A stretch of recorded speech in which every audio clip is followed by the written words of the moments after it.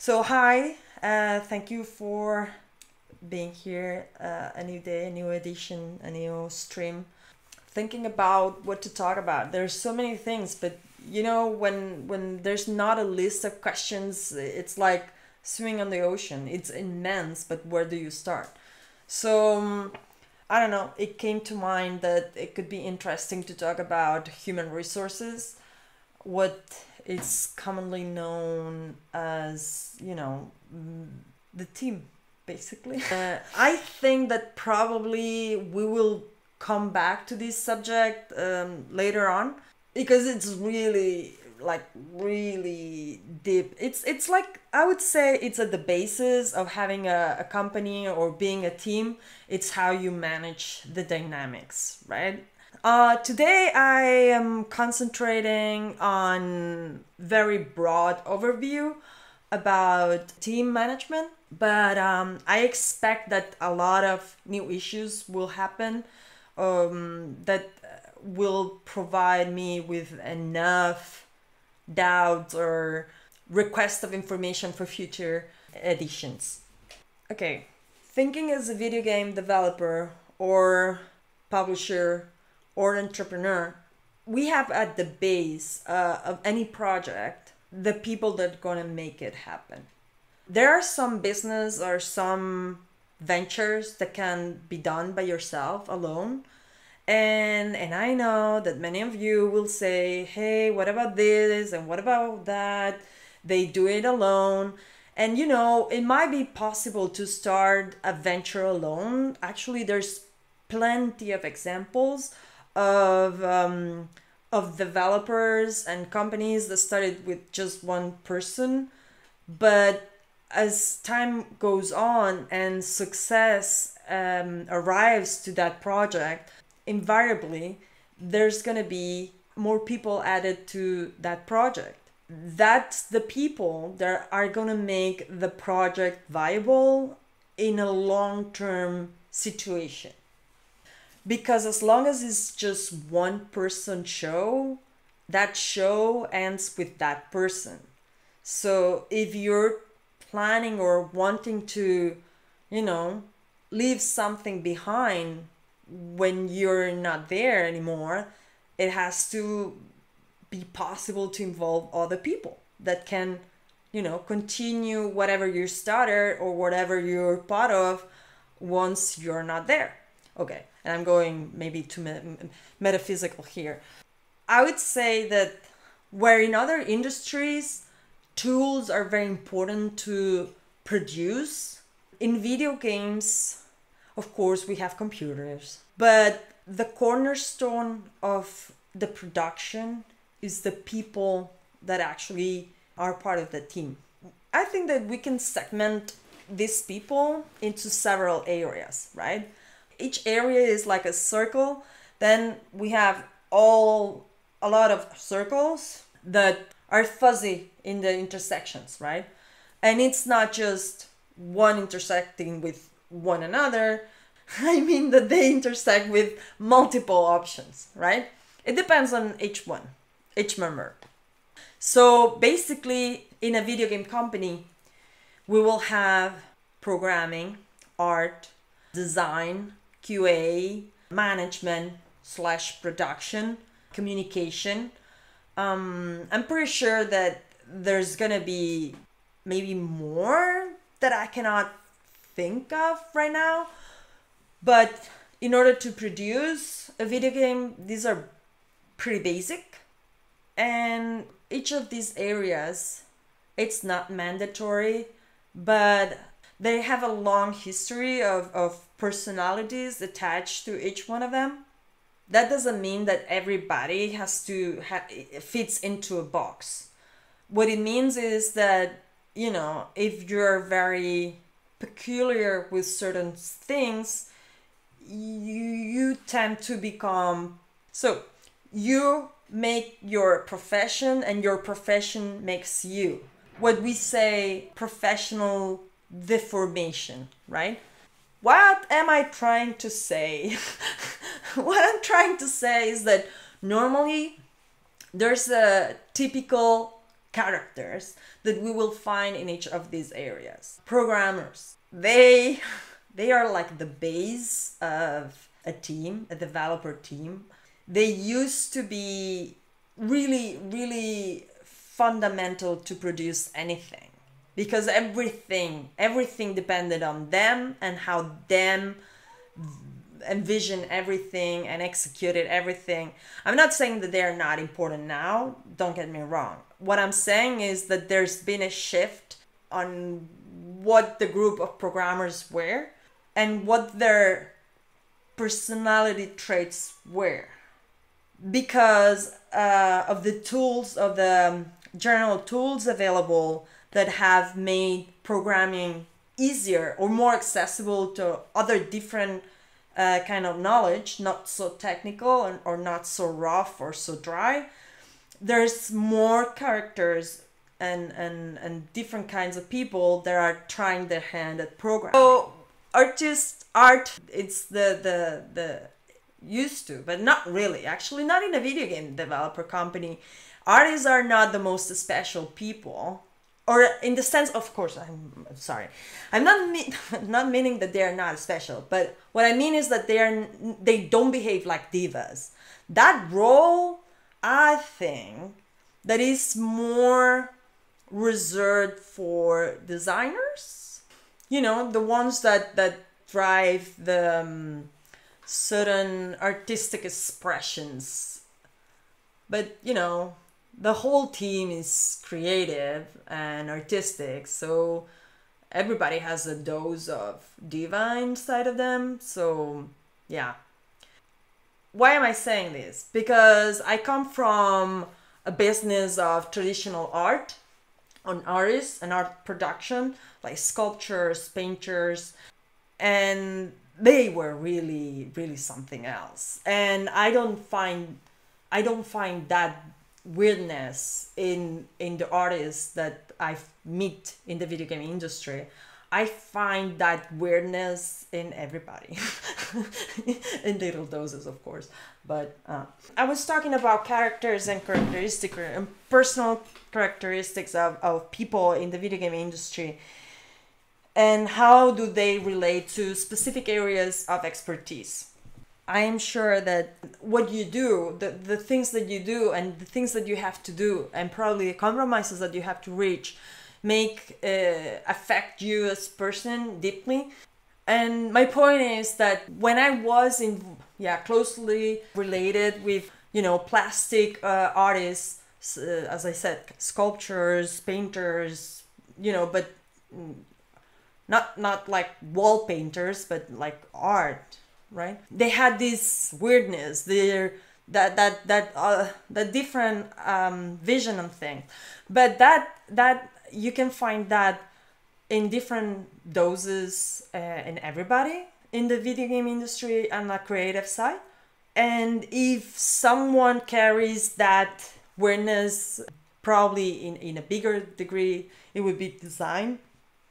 And I'm talking general. That doesn't mean that everybody that works in design is weird or different or flamboyant. That can happen from anyone in this industry. So basically, programming it's been always a bit more quiet. They like to do what they do, and they like the quiet ambient. They don't want to be disturbed.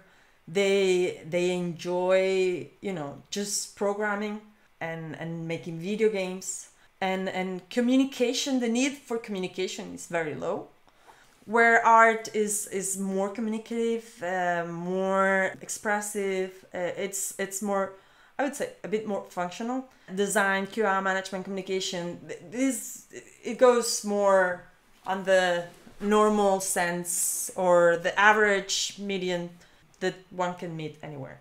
So I don't know if I am just talking nonsense here, but my point is that it is true from my experience and my point of view that, and it's been always my appreciation since I started in the industry in 1999, that the people that dedicate themselves to creating video games are a bit different.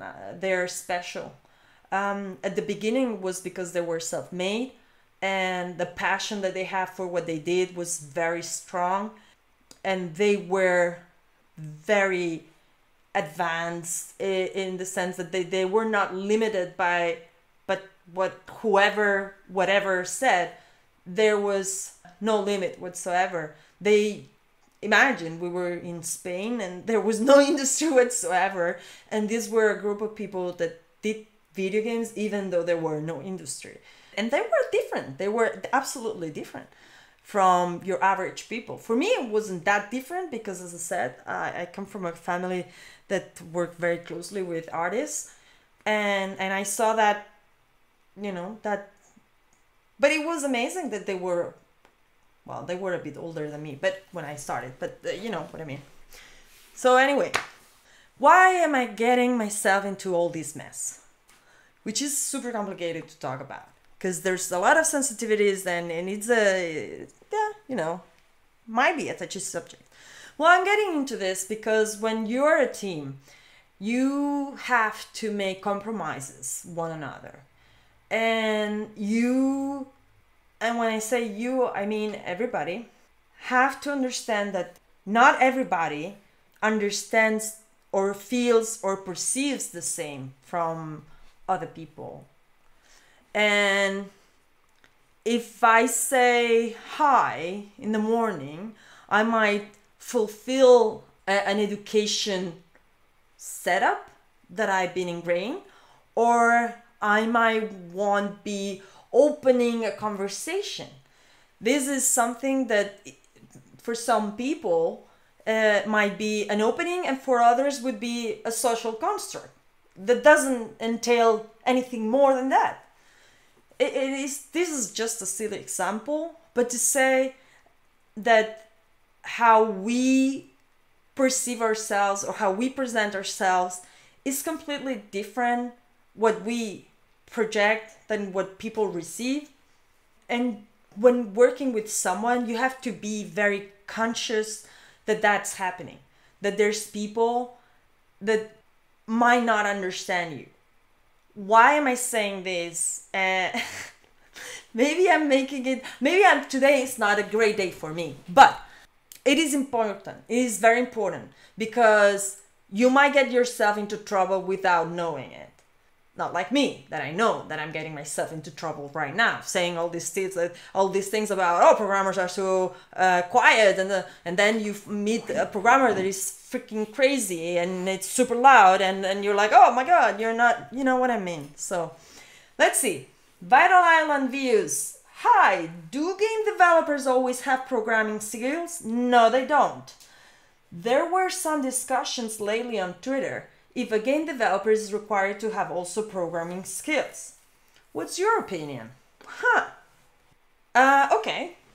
So, no, definitely no.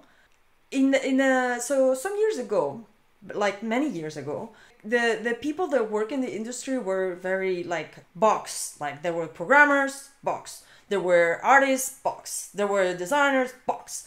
And nowadays, again, because of the tools that have made the difficulties to create much lower, so it's a lot easier to create.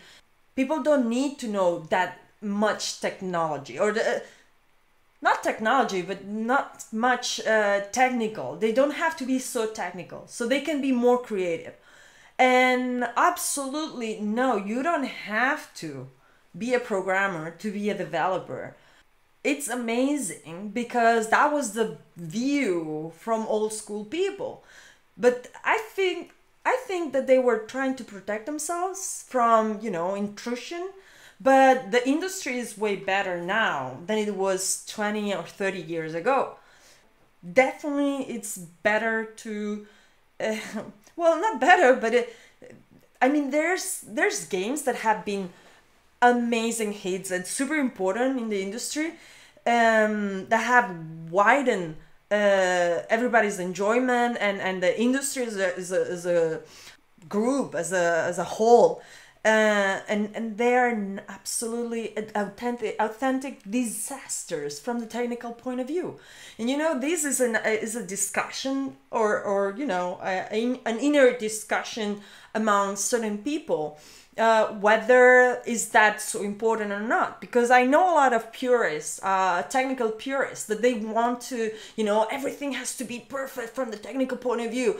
And then you find these gems, and technically they're a complete mess, but who cares? They work, and they were amazing, and they make people enjoy and entertain themselves and dream and have fun. And so why would you be a programmer to be a developer? No, absolutely not necessary, definitely not required. Well, and HoloNeco says, well, there also are lots of game engines that don't require programming at all. Exactly my point. That's exactly my point. You don't need it. Therefore, you don't have to be a programmer. Going back to my very convoluted exposition into, we are different people doing different crafts, and those crafts are going to affect our personality, and necessarily we have to be mindful that maybe the other person in our team doesn't receive information as we are putting it out, and it's very important to be mindful of differences, or of our differences. Moreover, because in video games, it's gonna be very easy to have people working with you every day that they are not of your same background. And that's gonna make the situation even harder for everybody. Because it's not just the language. I mean, sometimes language might give the impression that you're understanding each other, where someone is taking great offense and the other is just giving a huge compliment. So it is good to double check. And, before taking any rough action, just talk about it. Today, I wanted to talk about how to grow a team, but there's other parts of human resources or a team that are very important also, and that I want to touch, even if today we don't hit all the stops. So I have a big question. Do you publish RPGs? Okay, this is a side topic. We're gonna do like a parenthesis and answer Gakriva's studio about his super important question, which is, it's very important. So Abylight Studios doesn't really check genres. We don't check a genre in order to publish it. What we check is the game, how that game relates to its own genre, and whether that game in its own genre is good enough, brings something new, good, different, entertaining to the table that matches our vision and ambition and goals. And if everything aligns, then we will publish it. It doesn't have to be, a specific platform or a specific genre or a specific as long as, it fits, the game fits with us, and us with the developer, and the developer with us, I mean, of course, there are publishers that are stronger in certain genres, but again, that doesn't mean that we cannot publish any specific genre, as long as, it fits with all that I said before. I hope that I've answered your question, and I'm gonna go back to human resources. So, having a team means that there's different perspectives, different people that are getting together to do something. Sharing a vision and having that goal clear might seem simple enough to understand, but it's not always that simple. Especially when you grow past a certain number of people that form that team. And it is important that as a team, you know each member and each member know each other. And it's okay to know each other, but as a group, who we are. That's very important. And it's different. I am one person, I myself, but as a team member, who am I? What do I do? What are my goals? You know, what is my vision? What is the shared vision for me or for me for the team? Knowing what is important for each member and knowing what is important for us and what is not important for us, it's going to be fundamental in order to grow the team and to find people that aligns with us. That doesn't mean that you have to disclose everything when you're joining a team, and you don't have to know everything to join a team. It means that in this case specific, if we're creating video games or we're publishing video games and I want to hire someone to help me, for example, I'm saying to publish a game, there a certain skill set that I will be looking for, right? And then I will necessarily have to find out whether that person might align with how I see publishing, how I see or how we see, right? How we see publishing, how we see development, what we like, what we don't like in terms of publishing or developing, right? I don't need to know their political views. So what is important to share is the things that are going to make us work in the same direction and go to get to the same goals. So this is something that might be worked out already in a hiring interview, or when you meet someone and you start. Well, if it's from the get-go, then it's different because it takes longer to create a company than to hire someone normally, or the contacts that you have with someone that you're hiring. But if you're not having that rapport, because there are certain things that you cannot know from someone from an interview, then you need to build it up over time.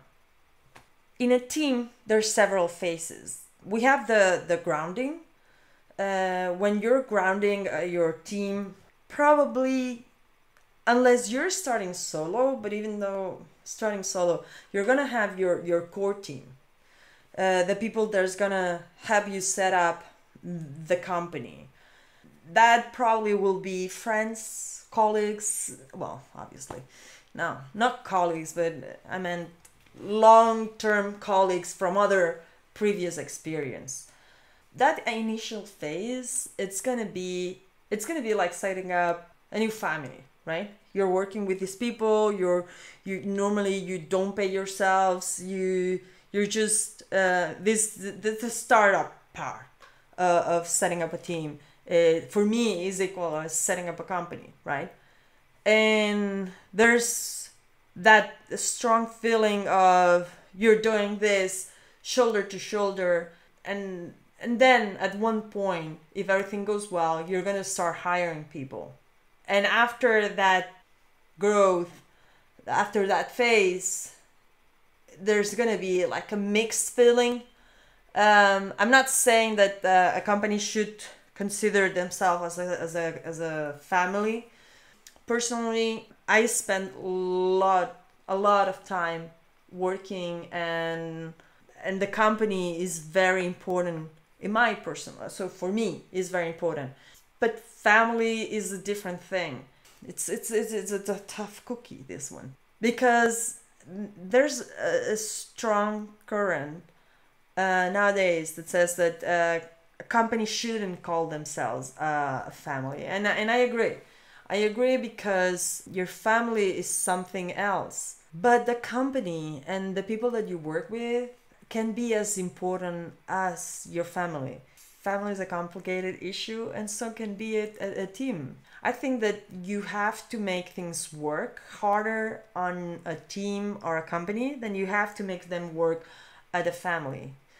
but still it's both our units of people that have to make things work some way or another. So knowing the goals, sharing the view, knowing what is important for each member, what is not important for each member, it's very important before adding more people to the mix, right? So Abylight has been in business since 2003. I joined in 2008, and since 2011 I am leading the company. This last year we welcome 10 people. It was a humongous growth for us. That took its toll in the sense that you have to do certain things faster than normally you would have done it. But that's not bad, because for us it was actually very good. Because the previous year we wanted to incorporate a specific profile, a specific role in the company, and we couldn't fill it. It was very hard for the team, for me, for everybody. It is very stressful, because when you welcome someone and that someone doesn't adapt to the vision, to the dynamics of the team, of the current team, that puts a lot of stress into the team, because you see people coming in and leaving or getting fired, because that happens too. It is stressful. It is very stressful. We have become better at welcoming people. We are always learning and improving, but it requires a certain experience, a knowledge that when you're leading, you're not necessarily are trained for everything, or when you're part of a team, you're not necessarily trained for everything, and you have to learn from experience, or to attend some talk like this and maybe ask a question or two, and maybe you get something out of it. The point is making sure that when you're welcome someone into the team and they're gonna be fitting to the current team. That's not magic. That's something that it comes from knowing your own team and probably making the right questions at interviews, and getting that vibe of the person, and evaluating everything and giving yourselves the time to know each other and see that everything is matching, right? Why will you grow your team? Because you are your current size. And why would you hire more people if you're already a working team that is developing efficiently and positively? So, and it happens. One does as much as they can. I mean, you fill your log of tasks as much as possible. And when you're overflown, that's when you or the team needs to grow, right? You're doing whatever. You're doing a project, and you're starting to your job. Your to-do list is so long that you are not able to actually complete it.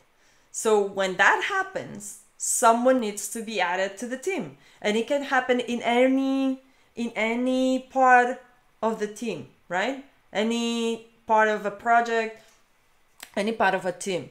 But that's what will happen. Someone is doing too much of whatever part, and you need to welcome someone. Or you're just gonna start doing something new, and you need that knowledge, and you need to welcome someone that has that knowledge, right?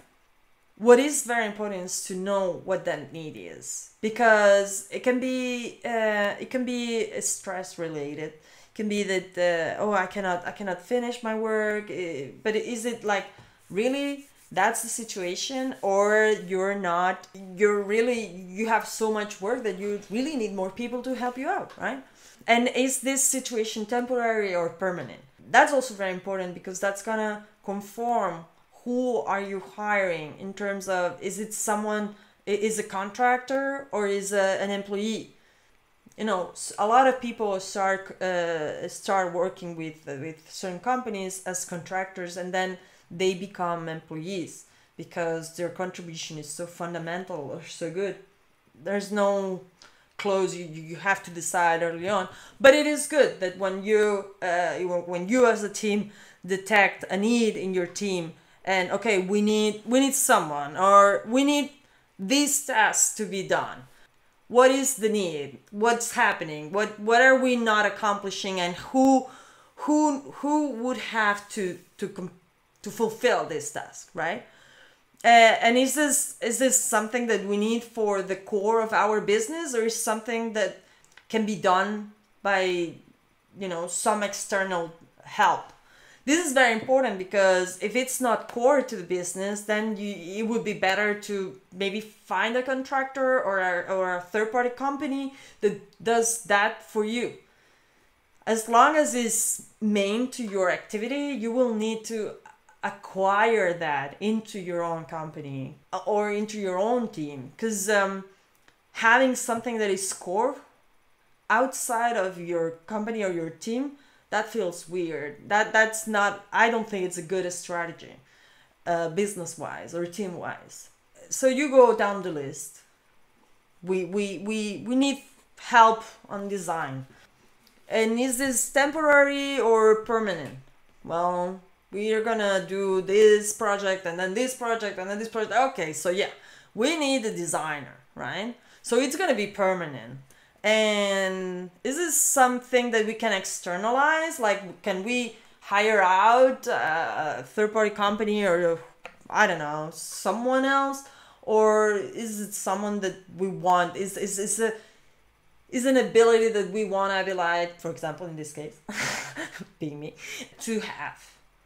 So, okay, if it's a main, it's gonna be an employee. If it's something suppletory or temporary or I don't know, that can be better externalized, then it's gonna be a contractor or a third-party company, right? And how is this person going to be? What are a little vision of how this person should be? What aiming? Because you get into a company, or you welcome someone into your company to do this need, but you expect or you hope that person is going to evolve as well as you, because nobody stays the same forever. So having a good idea, and here's where that question of how do you see yourself in 5 years it comes into place, because that's what actually the interviewer wants to know. And you as an interviewed, I don't think there's correct or wrong answers, but when the time comes as an interviewed to ask your own question, then is when you can get the information regarding, okay, is this something that aligns with me too or not? Like, if you've gotten the question of how do you see yourself in 5 years, then you can ask, is this position, how do you organize your employees' career or something like that? I'm not an expert. Don't take me expert questions on human resources, but I've done quite a few interviews, both as an interviewed and interviewer, and definitely it's good to know if you're syncing. The both parts are connecting somehow. And also we need to know, is there any limitations? Like, do we want this person to be super creative? I don't know, probably, right? Or do we want this person to travel? I don't know, it's just examples. Well, maybe not. Maybe we don't want them to travel I don't know. I'm just saying silly stuff right now, because I cannot come up with a good example.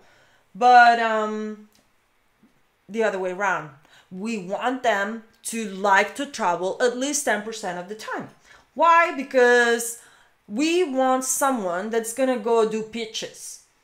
And for that, they have to like to travel and talk in English and do presentation of whatever the team is doing. So they need to be open to that these kind of things. This is what we need to do when thinking about open up a new job in the team or a new team member place, right?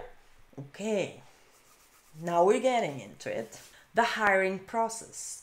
So I've been talking about a lot of the different areas of a video game developer, how personality wise affects whatever we do.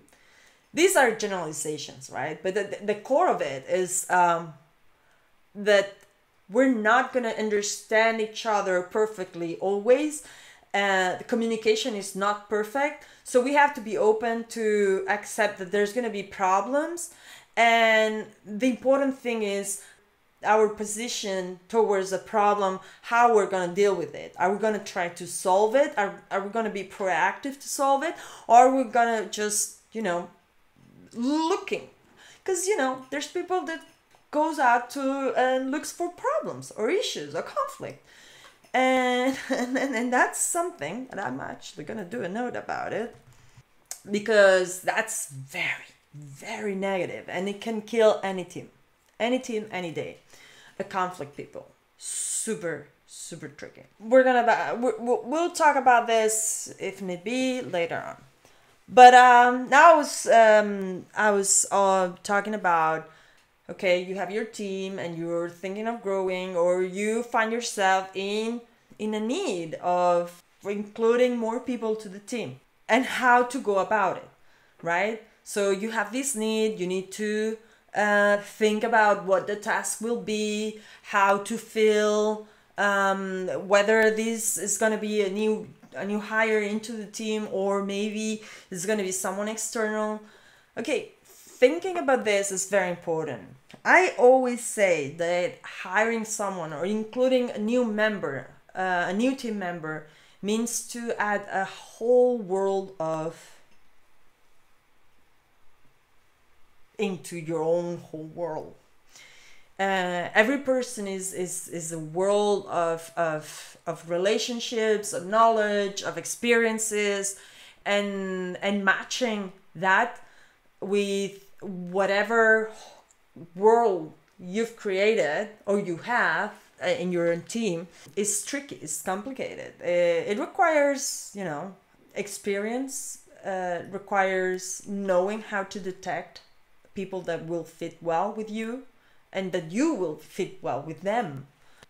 And well, this is important. It's important to know whether you want to hire someone or just, externalize it. Anyway, if your decision comes to hiring, this is it.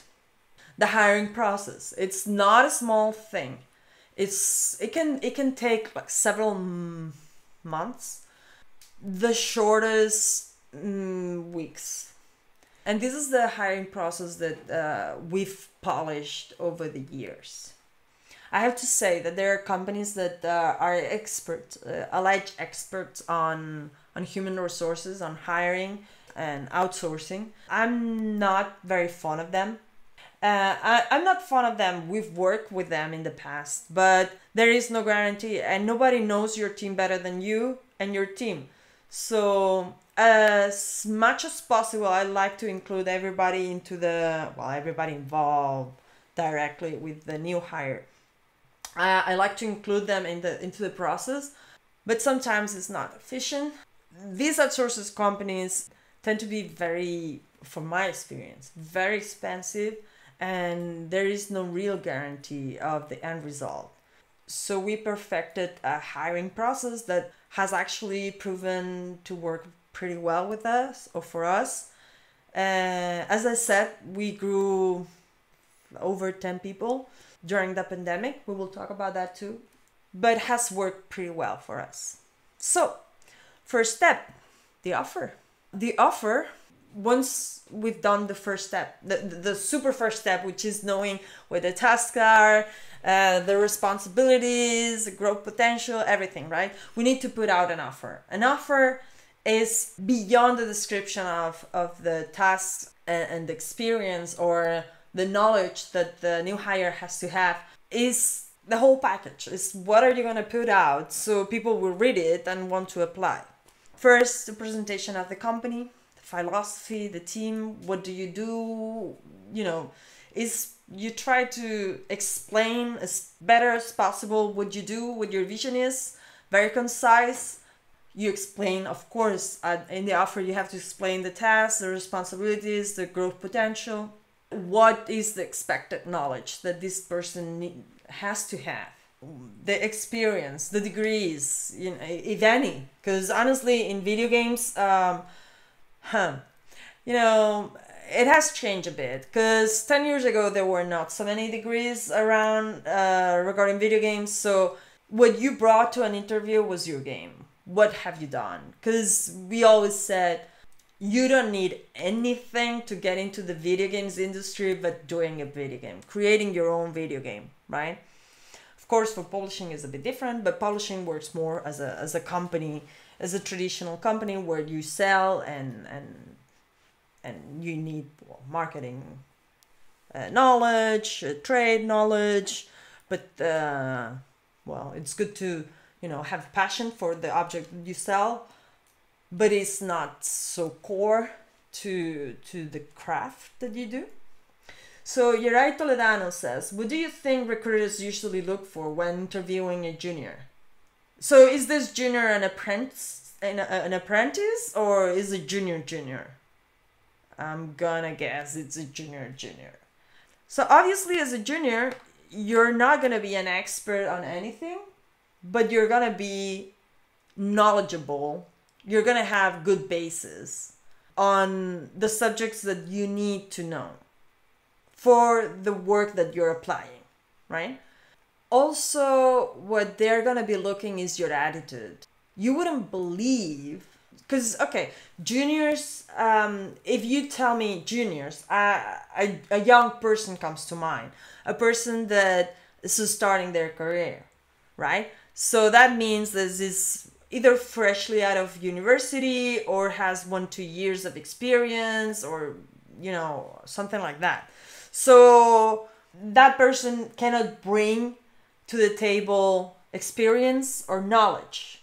I mean, understanding that, of course, they're going to have their degrees, their whatever it is, but there is not the knowledge of experience, and that is a degree in itself, right?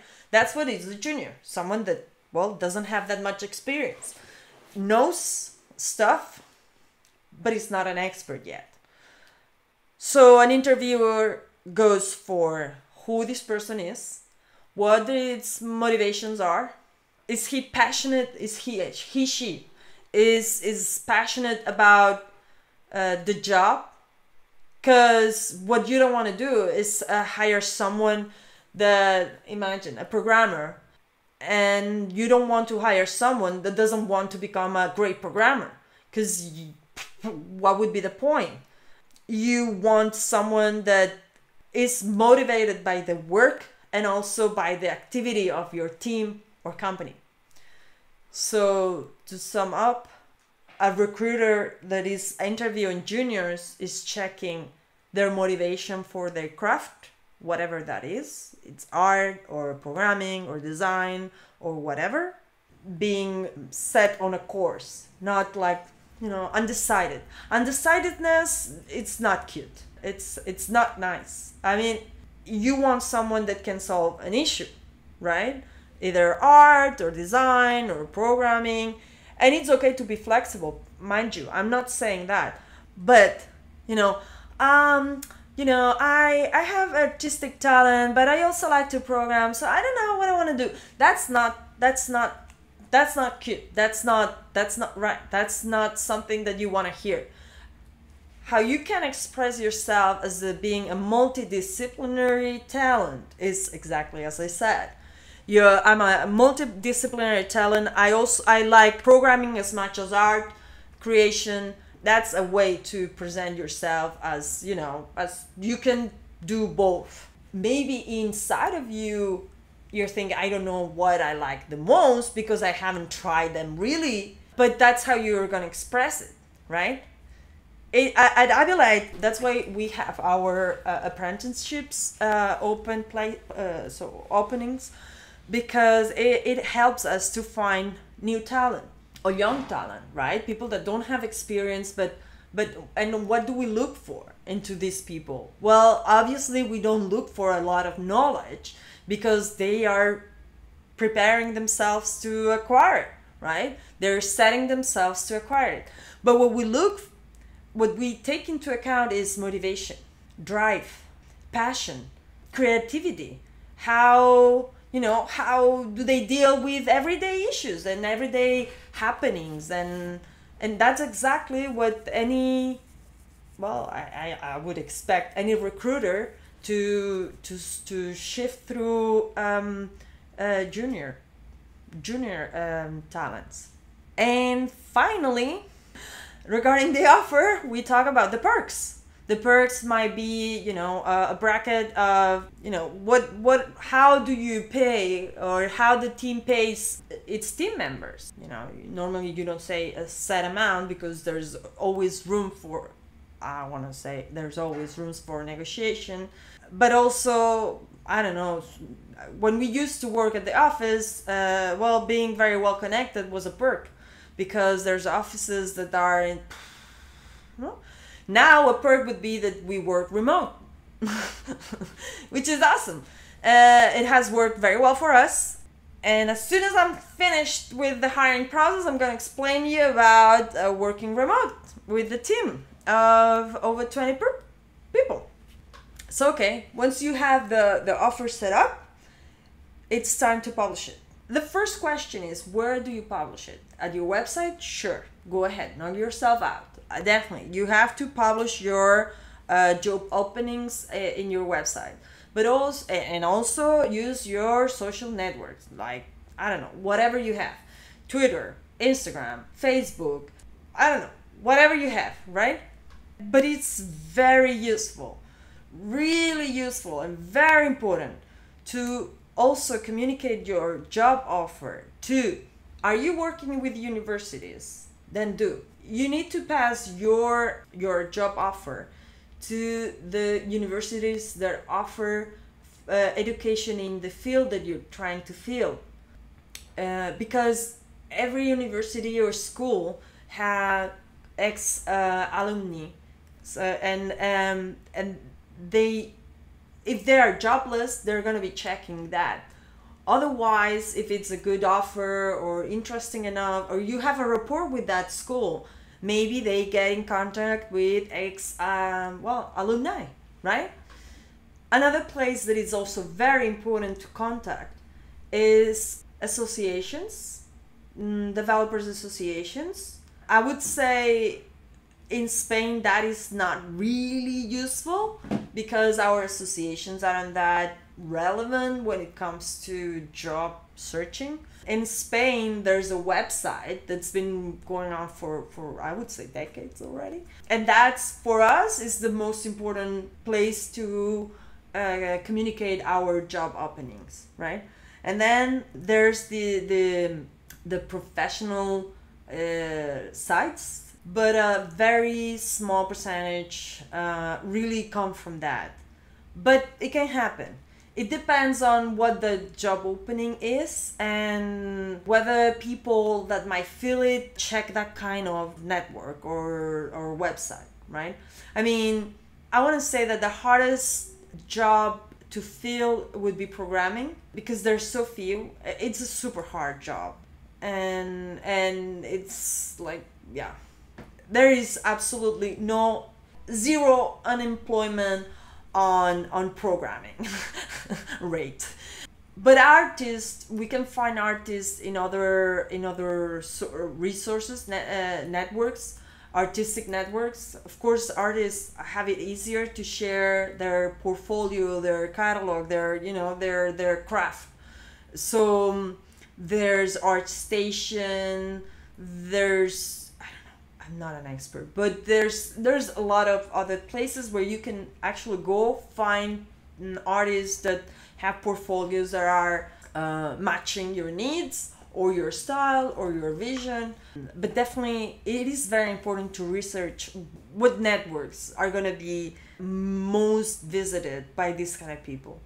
Also another network that is very interesting and important is LinkedIn, the professional network, because people know people, and it is a really that is actually a real way to communicate a job opening and to have people know about your open position.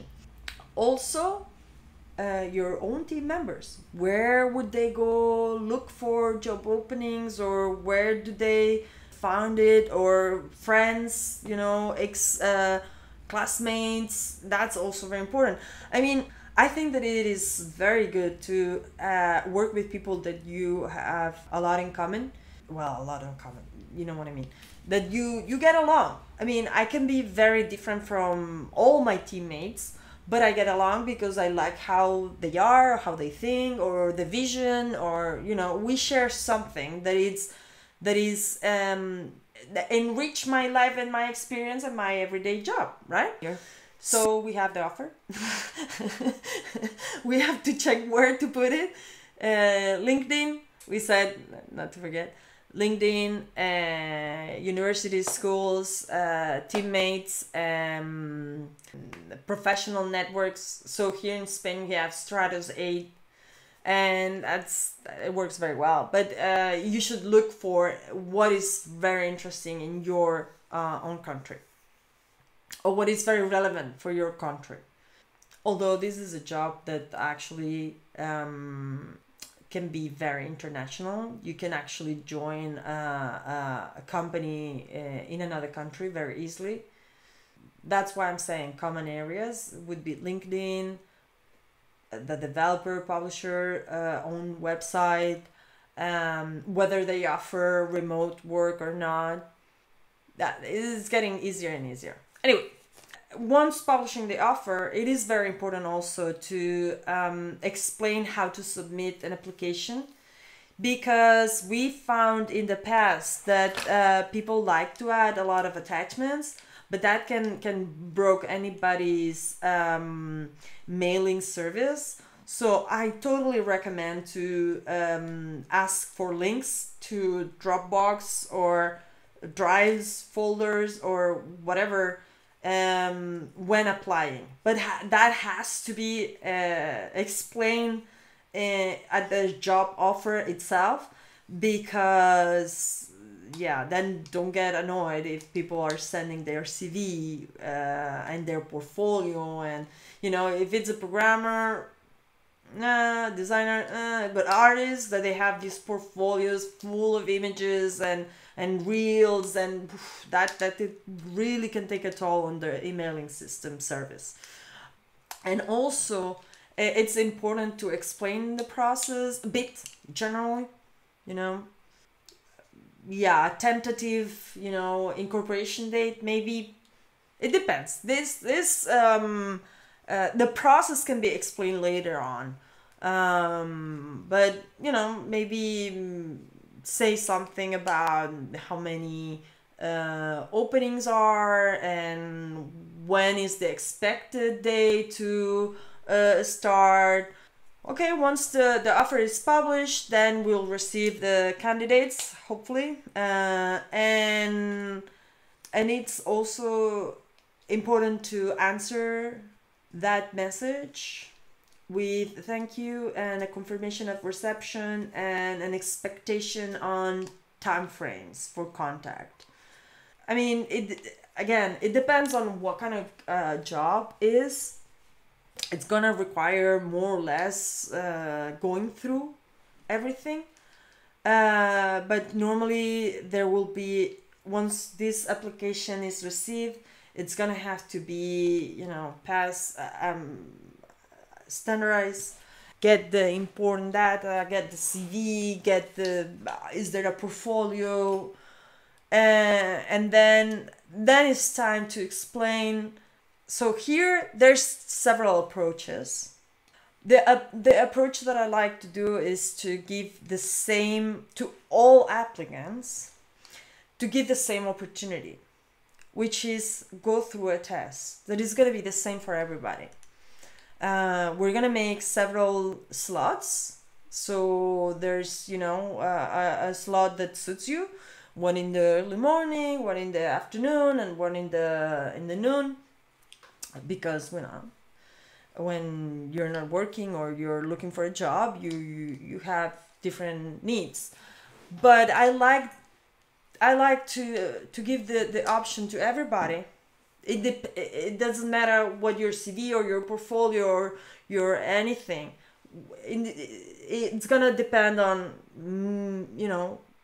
what do you know, what you can do, right? So it's gonna be the same test for everybody. I like that option. There's different people, different thoughts, and yeah. I mean, we definitely don't make money out of doing tests. It's not to forward our projects, because there are people that say that this company is making tests to advance their gaming up. I don't know if they do it. We don't. We do tests to have the same information put out, and what do we get in return? So we can judge, because we have to, everybody with the same rule, right? And after the test, there's going to be an interview. Well, no, first after the test, is going to be an evaluation, and whoever passed that evaluation positively, it's gonna be requested for an interview. That first interview probably is gonna be more a first contact interview. After that first contact interview, there might be a second contact interview, probably with either the head of the department, or it could be the other way around. It could be first with the head department and then with the more general interview. And after these interviews, there's the final evaluation of the candidates, and then we move to selection. Once in selection, we have the list of candidates, and we have our offer. We make the offer, and depending on how many openings, there's going to be so many selected. Once the selection is closed, we thank everybody involved. And sometimes there's people that you wish you had more openings, and you just have to tell them, I wish it was different. Right now we cannot do it, but we hope to be able to welcome you later on. Would it be okay for you? And they say yes or no, or we'll see. And then you'll see, and sometimes they join and sometimes they don't. There's people, I remember a guy, this is many years ago, amazing guy, super nice, very good professional, amazing curriculum, amazing portfolio.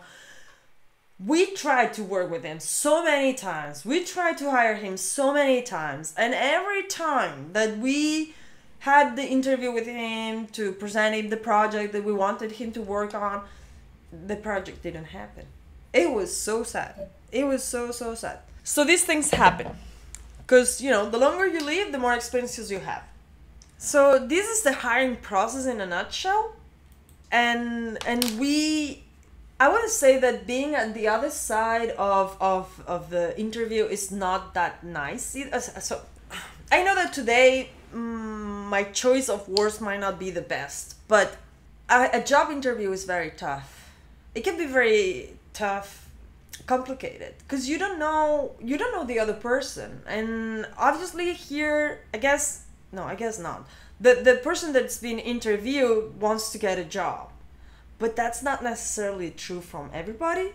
I'm just trying to to the people that don't do interviews, they might think that everybody that goes to an interview wants to get the job, but that's not the case. We've had people that they don't really want the case. They don't really want the job, and they just trying it out because they don't have anything else to do, or just waging their options.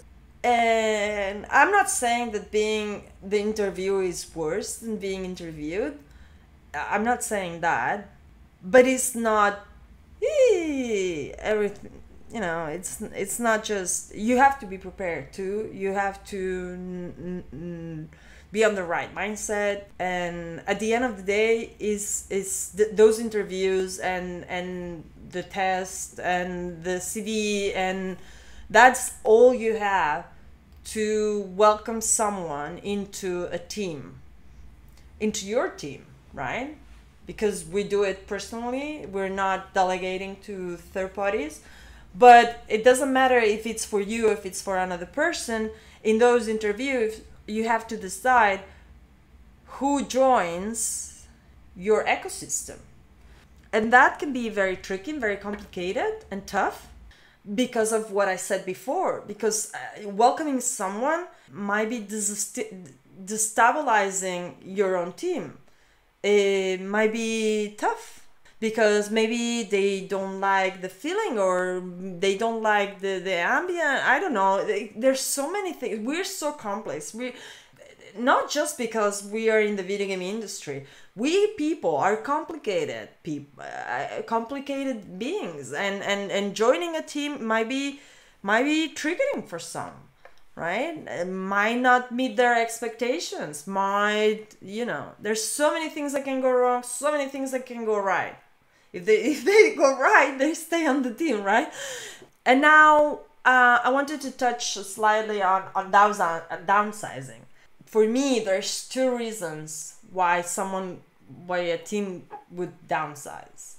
The two main reasons is because there's no money, or because that person is not a match for the team anymore. Neither of these two reasons are happy reasons.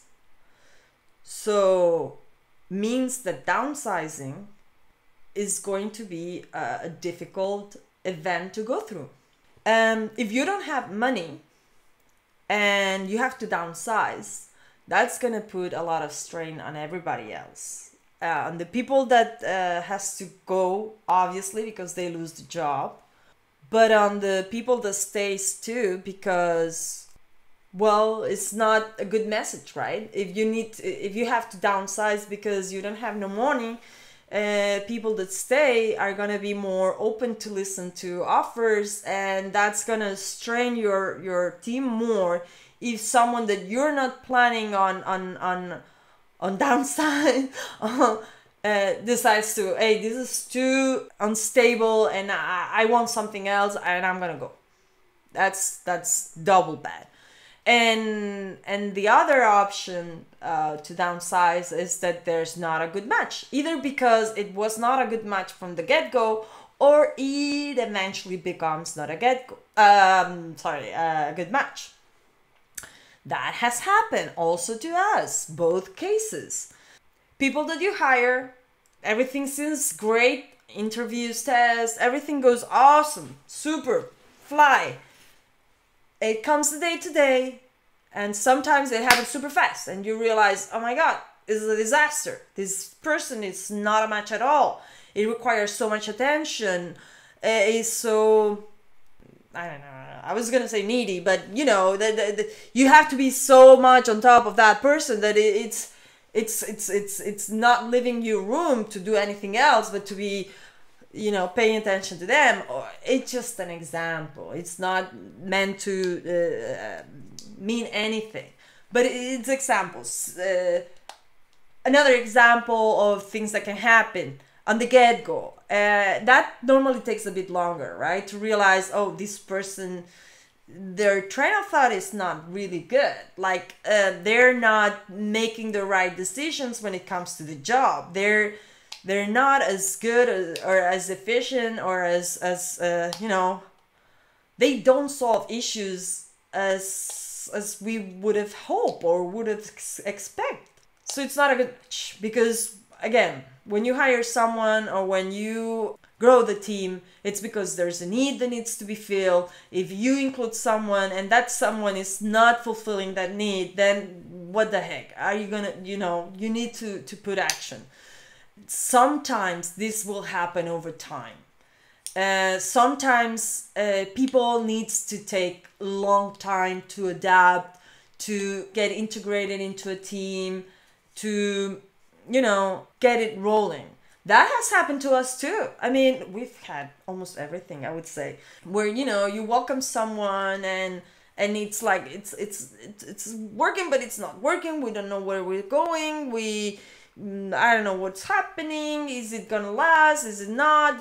And somehow it goes on, and finally, I'm gonna say finally, because thankfully for a long time already, we're a very solid team, and we don't have certain issues anymore, and we're able to cut people that are not good fits for the team very early on.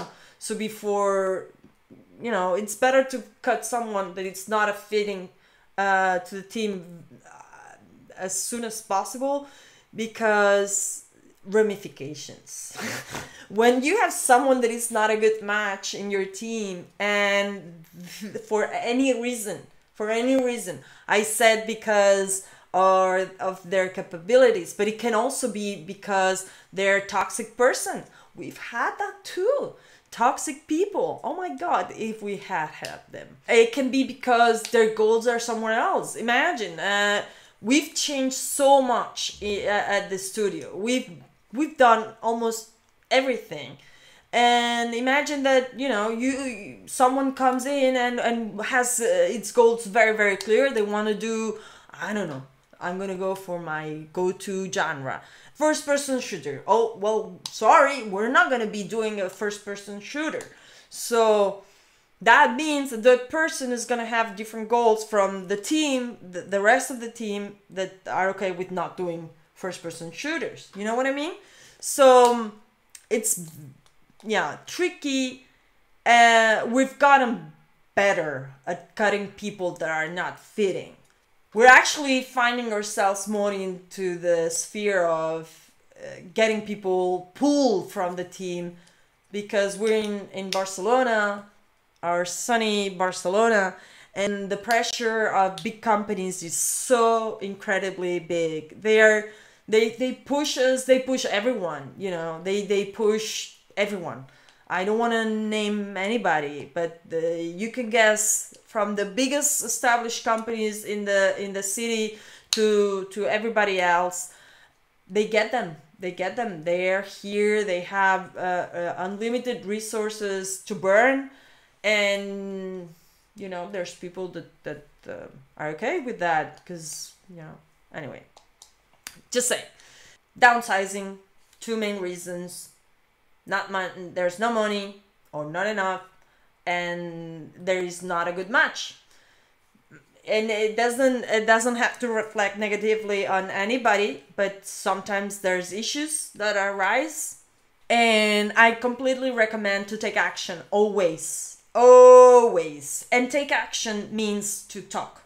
First, talk. And if talk is not working, if talk doesn't work, then execute. Sorry. It's just that now that I say it out loud, it sounds so terrible. But yeah, absolutely. Execute the decision that you have to make, because nobody else will do it. In the past, in the company, in the team, these decisions were delayed as much as possible. And we've had toxic people for years into the team. They destroy several team formations in the company. They, destroy client relationship. They've destroyed reputation. So the consequences of having someone that is not aligned, that it's not a good match, are incredibly high. I can honestly say that having a team that is aligned, that has the same goals and vision, share values, and believes in what we're doing, has made Abylight what it is today.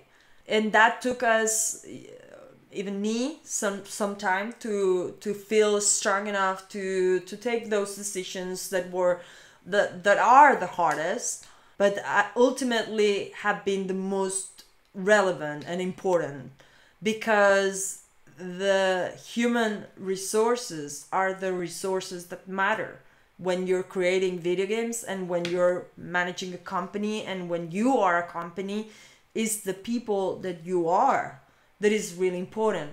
So there's people that can be, everybody goes through bad moments and bad times, and it is okay. I think that you have to be there for everybody. You have to make the people of your team feel that you can fail. It's okay. You stand up and keep on walking, and I will give you my hand to stand up, but you have to want it, and you have to work it, and you have to have your head aligned. Another example, and I talked to him, it's a him, and I've talked to him about it for many years. I had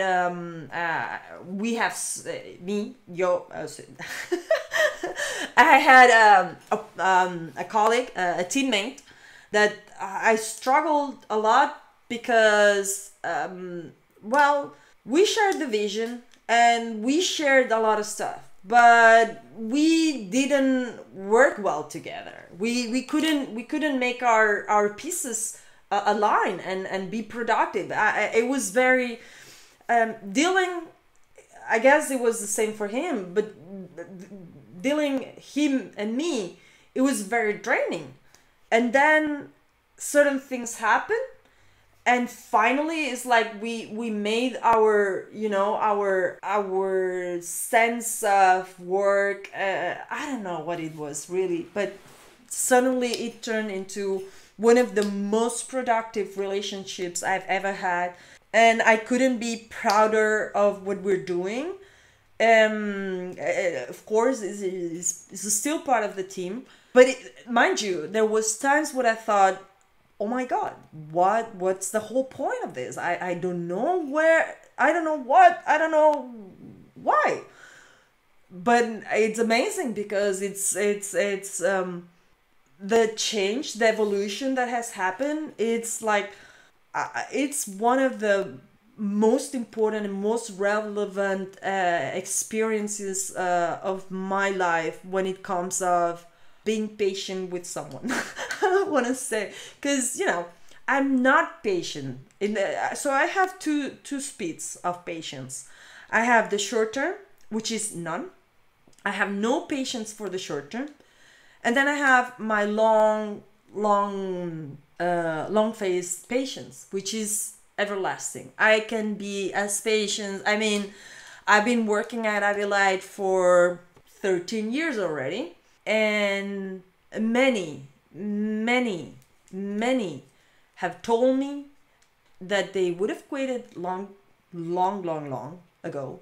And even when I started, many told me not to do it.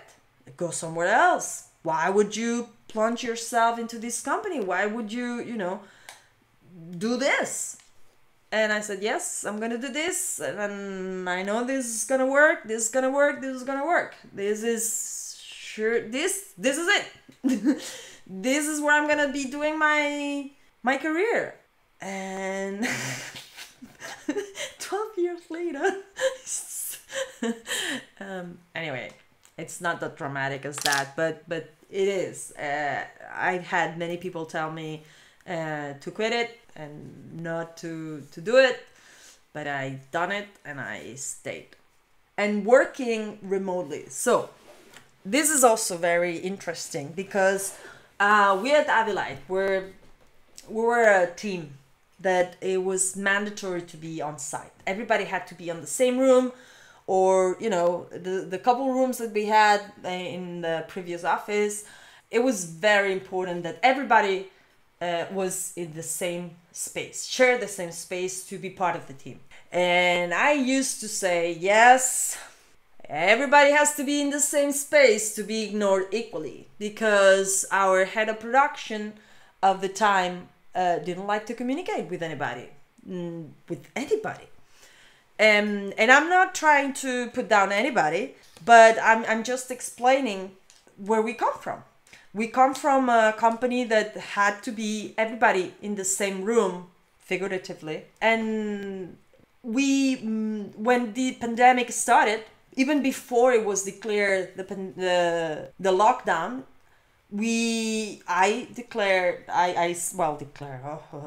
I sent everybody home. Well, almost everybody. Not everybody could go home, but a big chunk of the company was moved to work from home. At the beginning, we were like, I want to say 12 people, 12, 14 people, something like that. The thing is that I was already working from remote because I had my daughter the year prior, and that made the company to have to adapt certain resources for me to be able to access from home, because I was going to be working for at least 6 months. That it got, prolonged because of needs, me, family, and professionally. Anyway, so the basic setup of the company was prepare for outside access, because prior to that it was not. It had to be accessed everything locally.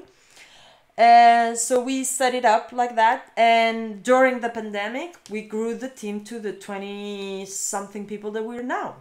And we've done this process for art, for programming, for design.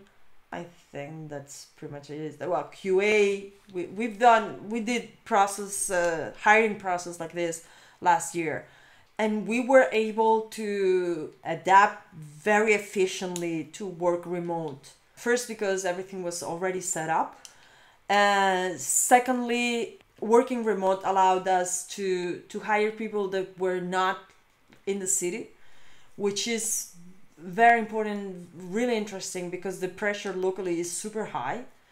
We are working now, we have people now working for us or with us.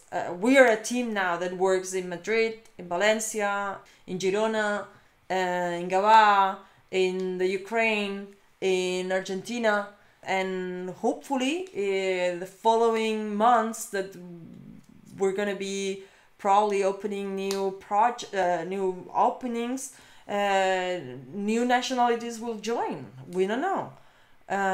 We can only hope. But definitely that's been very, very positive for us, because the pandemic forced certain people to change their view and adapt to having to work remote, and has worked very well, because now we don't have to spend an hour or an hour and a half going to the office. You go straight to your table, you work, and when you finish your time, you go and enjoy your life, if you live in Spain. Well, now with the pandemic nobody can go really outside, but you know what I mean. For organizing this, it's been very important technology. We wouldn't be able to do this without the technology that we use. Obviously, we have certain proprietary technology like servers and stuff, but then internet connection is really good nowadays, and people can work and produce and send and connect very efficiently thanks to the internet connection, both at the office, where we have our servers and our subversions and our technology and our hardware technology that's there. And also the use of communication tools. When working remote, there is one thing that's happening. We have people that work with several people, and they will meet or will talk every day with those people. But then we're more people. We're a team that has different projects going on, and not only different projects, but also there's different areas of work, right? We have publishing, we have development. So we make a point of meeting everybody, of almost everybody, a session, on a weekly session. So we all will see each other, and we all will talk for an amount of time, and we will hear and we will share something, right? It's not the same like having a coffee, but I feel from my experience of being at the office and sharing coffee versus this is being really positive and really interesting. Of course, I feel like I would love to have that moment more often, but time is so limited for me that honestly I cannot do more. Personally, I cannot. But it's super interesting. And these so daily meetings will happen obviously for certain people to talk about the job, and this weekly the whole team meeting will be just to talk about what's going on in the industry. I don't know, whatever is interesting. And that is proving to be very, very efficient and very good for us. At first, when the pandemic hit, we canceled, we suspended our apprenticeships programs, and we thought that this year it would be possible to have internships, but it was not possible. And then we moved to have them remote too. We tried the technology, and we're actually doing it. We're doing internships also remote. We have 4 interns in QA. It's our launching pad, is our starting point. A very common entry point for us to start in QA. And then we're working. Well, we're in the process right now of selecting 2 interns for art, the Department of Art. So yeah, it's even that part is also working very well remote. Our team have been given the option to continue remote or 50-50 or fully on office. And from the 20-something people that we are, only one person is wants to work in the office, and he's doing so because he needs to go to the office. So he's doing that. But a big chunk of the team will keep working remote. Of course, they can change it in due time and with possibility. There's people that obviously, if you live outside of the city, there's no office in Barcelona for you unless you move to Barcelona, right? But there's no obligation. And there's another group that will want to do 50-50. We don't know how it's gonna be because it's not happened yet. So when we come to that, we'll see. But we'll negotiate, we'll talk about it, and we'll find the best option that works best for us. And the best option for us is what is best for the team and what is best for the project. And basically that. And the project is whatever we do. Whatever video game we're creating, publishing, working on, whatever is best for the project, whatever is best for the team. And guys, I know today has been a bit dry. I don't know, I guess it was just all the taxes.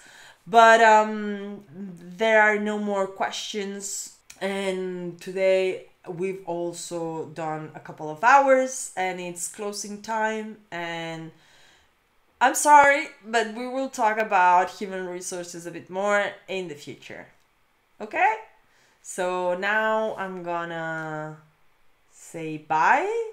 Have a good one.